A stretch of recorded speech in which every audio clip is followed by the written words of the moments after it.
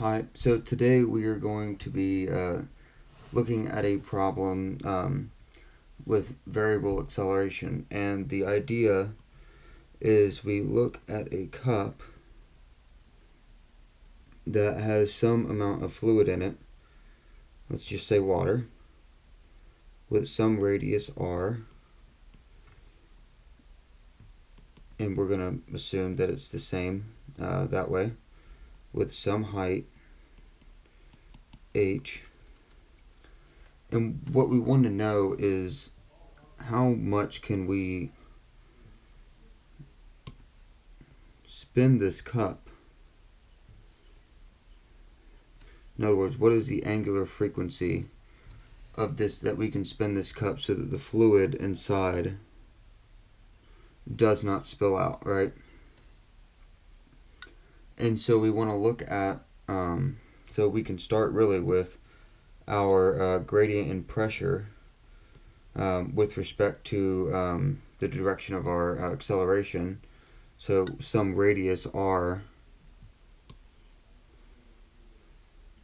moving that way. We want to know what the pressure is here, right? And so we know that to be equal to our density.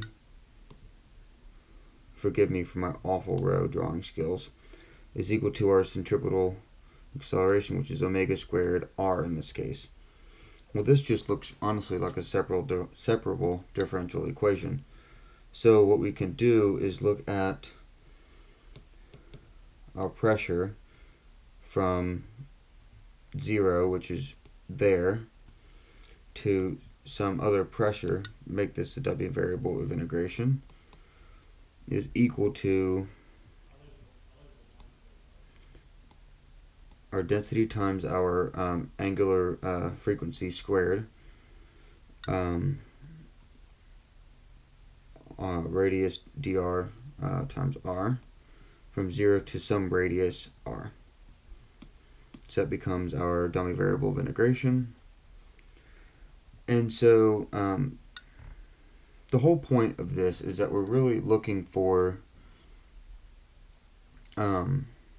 again, how fast we can spin this, but we want this to be in terms of the given, how do I want to say this? Like variables, I guess, of the original cup. So how we're going to do this is we're eventually going to find we have our radius minus our dip, right? So we're going to show this distance is a dip, and this distance is r minus our dip, and this distance is h sub r equal to r. So this is our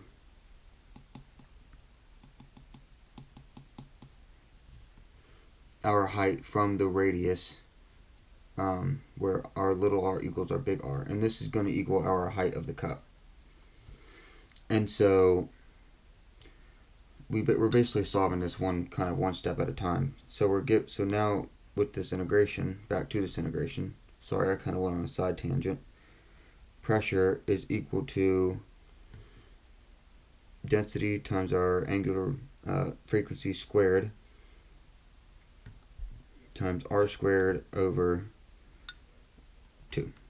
Well, knowing our basic equation of statics, P is equal to rho GH, we can equate these two equations. So our rho GH is equal to our rho times our angular frequency times our r, which is our radius, 2. Well, that's nice. Those two cancel out. That means that our h at some radius r is equal to our omega squared r squared over 2. But up here we wanted the height at where small r is equal to big R, so where our small radius, our variable change in radius, is equal to our actual radius of the cup. Well, when h sub r is equal to big R, that just changes our R right here. So this is actually one piece of the equation, and we were able to equate these two because you can actually take this the vertical way. So instead of finding the pressure, you can find the height right here. So now what we're looking for is our D. Well, our D, like we said before, is our dip in the water. And this volume right here is actually equal to this volume right here, which comes in handy. And so that volume is equal to 2 pi r squared times our dip, which is kind of acting like our height. And so I'm actually going to redraw the cup on the right for just a little bit of simplicity.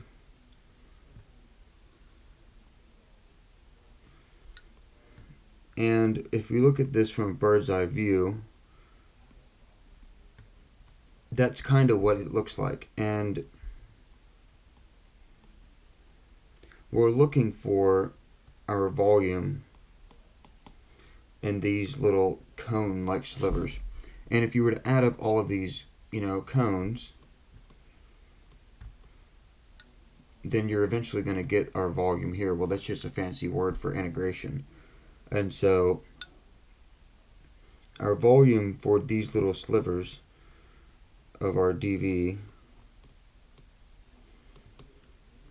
is equal to 2 pi r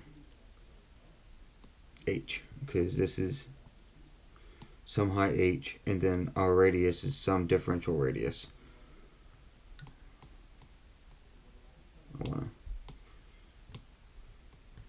Well, again, this just looks like some easy separable differential equation.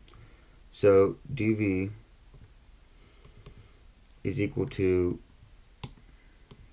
2 pi RH dr. Well, we have just a little bit of an issue. We have our R here, or our H, and we need this to be in terms of R and omega and G to be able to solve this equation. And so, oh, I made a mistake up here. This is supposed to be a G down here. Oops, forgive me. But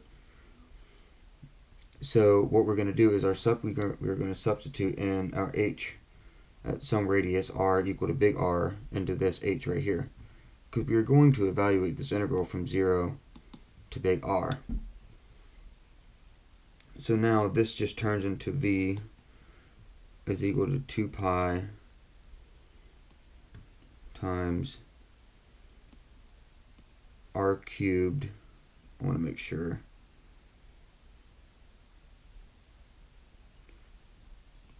Omega squared over 2g dr from 0 to big R. So this turns into V is equal to 2 pi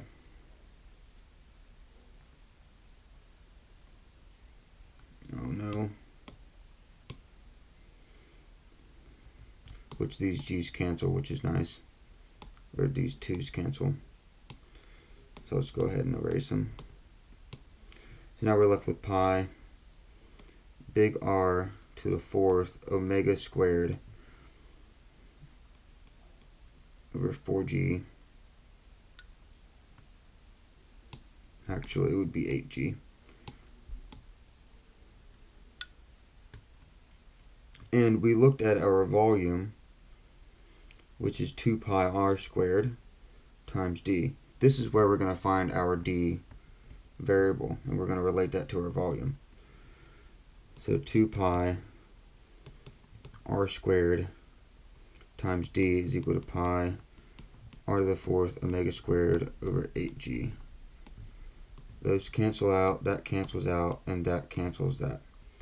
So now we're actually left with d is equal to r squared omega squared over 4g.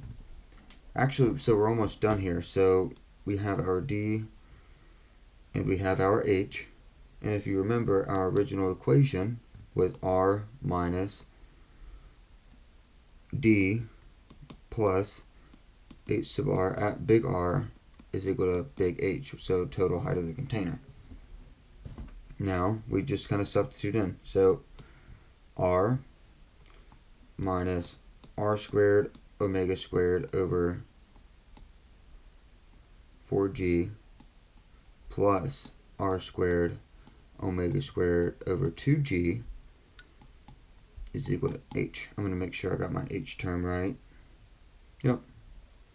It's just simple algebra at this point. Solve for omega. That's our angular frequency that we're trying to solve for.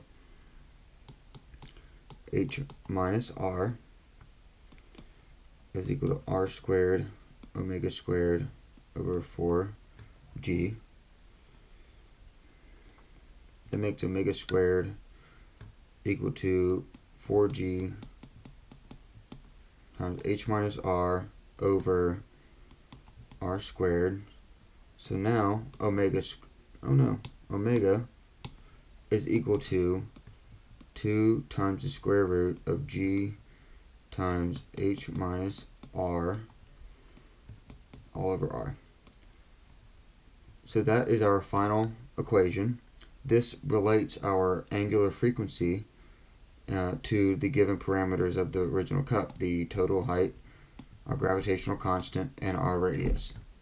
So that is how you find out how much you can spin the cup without any fluid spilling out.